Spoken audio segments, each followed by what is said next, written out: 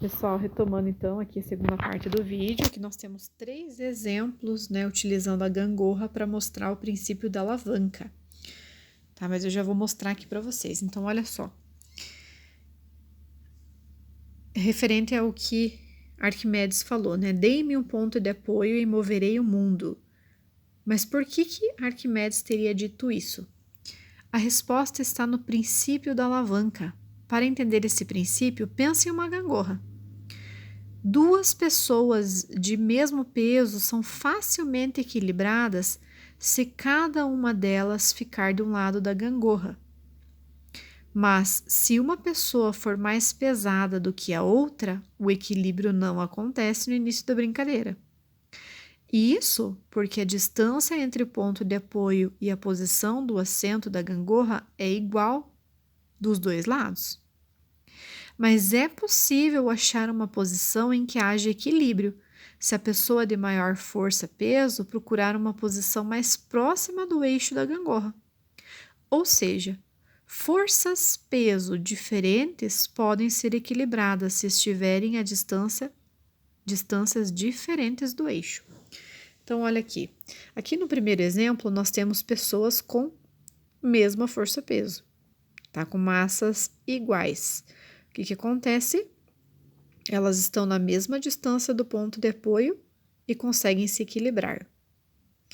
Aqui, nós temos duas pessoas de massas diferentes, né? De força-peso diferente. Então, obviamente que essa aqui tem mais do que essa. Como elas estão na mesma distância, essa que tem mais peso ou mais massa, ela vai ficar mais próxima do chão. Vai conseguir elevar essa outra pessoa que tem menos massa, né? Vejam que a distância das duas em relação ao ponto de apoio é a mesma. Porém, é possível equilibrar a brincadeira aqui, né, da gangorra, se essa pessoa que tem mais massa ou mais peso, ela se aproxime mais do ponto de apoio. Por quê?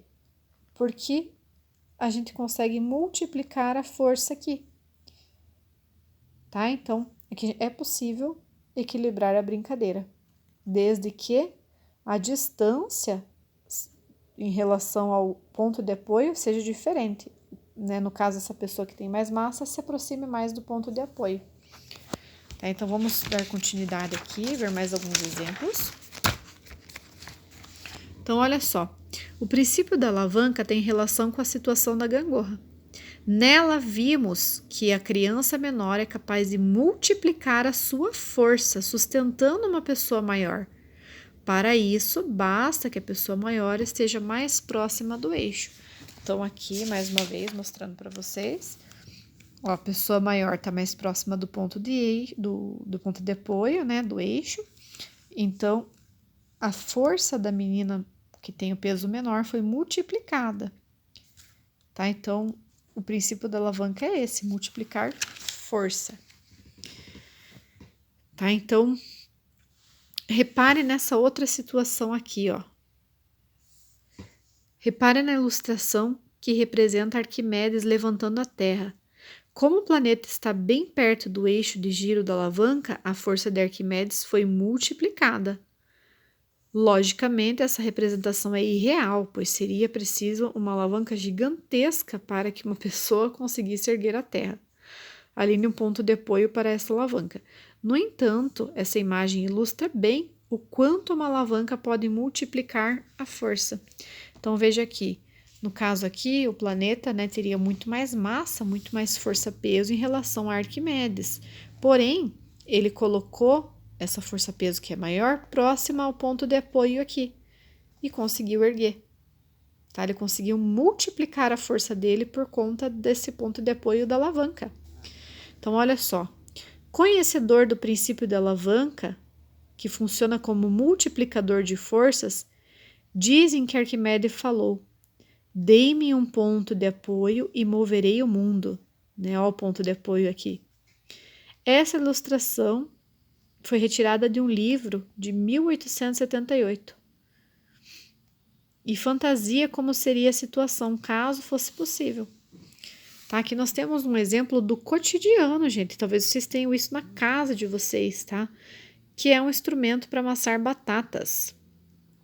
Se você for tentar amassar uma batata na tua mão, por exemplo, você não vai conseguir. Tá? Então, o que acontece aqui, gente?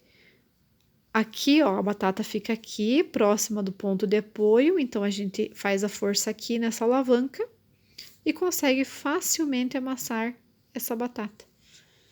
Tá? Então, olha lá que interessante, tá? Exemplos mais cotidianos são amassador de alho ou de batata, espremedor de limão e outros instrumentos similares.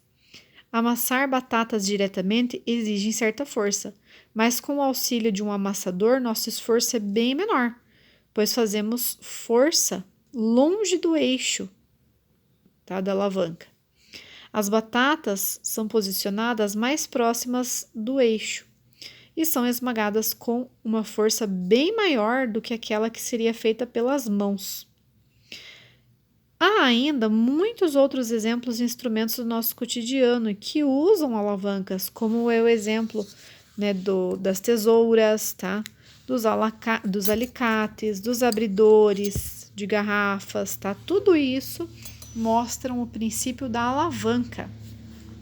Lembrando que aqui, gente, vocês podem olhar esses ícones de realidade aumentada, sempre trazem uma informação a mais, tá? Então, para hoje é isso, né? Então, vocês viram ali um pouquinho sobre as máquinas simples. Vou pedir para que vocês façam uma leitura aqui desse contexto histórico a respeito da roda do eixo. Nós conversamos e refletimos aqui sobre a linha do tempo da roda, certo? E vocês aprenderam também sobre as alavancas. Então, eu quero que vocês pesquisem aí nas casas de vocês que exemplos de materiais que vocês têm, de máquinas simples que vocês têm e que utilizam o princípio da alavanca. Na próxima aula, a gente vai falar um pouquinho a respeito do plano inclinado e das outras máquinas simples, tá bom? Mas por hoje é só isso. Até a próxima aula, pessoal!